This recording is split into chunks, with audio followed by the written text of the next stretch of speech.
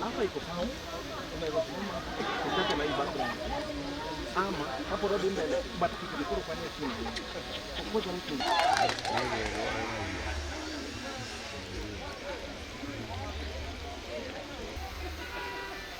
Wangina.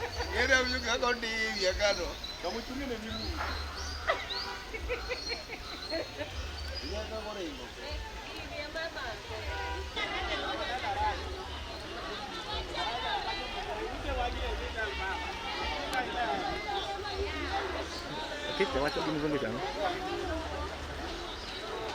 Floods are coming, the droughts are coming, the heat waves are here. Yeah. This is not caused by the people in Homabay. This is not caused by the people in Kenya. It's not caused by the people in Africa. It's caused by the rich countries in the global north. Yes. So why we're here today is to be inspired by particularly women-led initiatives, youth-led initiatives, to identify their priorities. What needs to be done? Housing, drainage, water.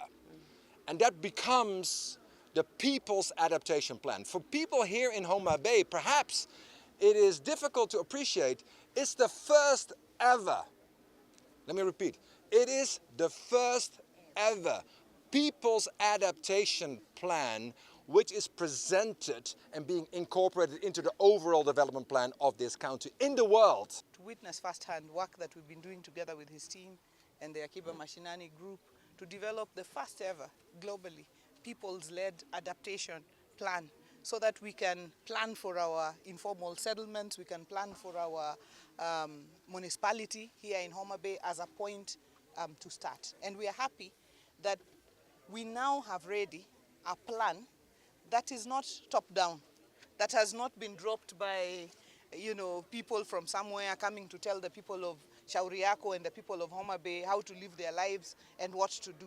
But a plan that is bottom-up, that they have led themselves, they have spoken to themselves, they have said, these are our problems, these are our needs, and this is how we want to resolve them. And this plan that is now complete, and today we are just speaking with the communities to hear exactly the process of coming up with it and how that came about, and to cement our partnership with the GCA. This plan will be launched, the opening ceremony of the conference, to showcase what a people-driven process can actually result in. And that 2-3 years from now, when we come back to Homabay, it will not be the same.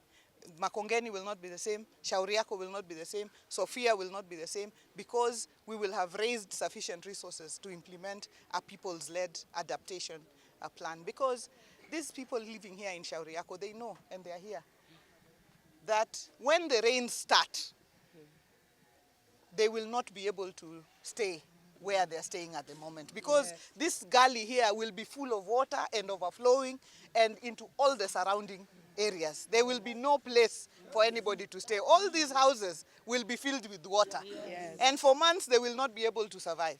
So the climate crisis is real on a day-to-day basis for them, for the people of Shauriako. And that they have made a plan for themselves is a great thing.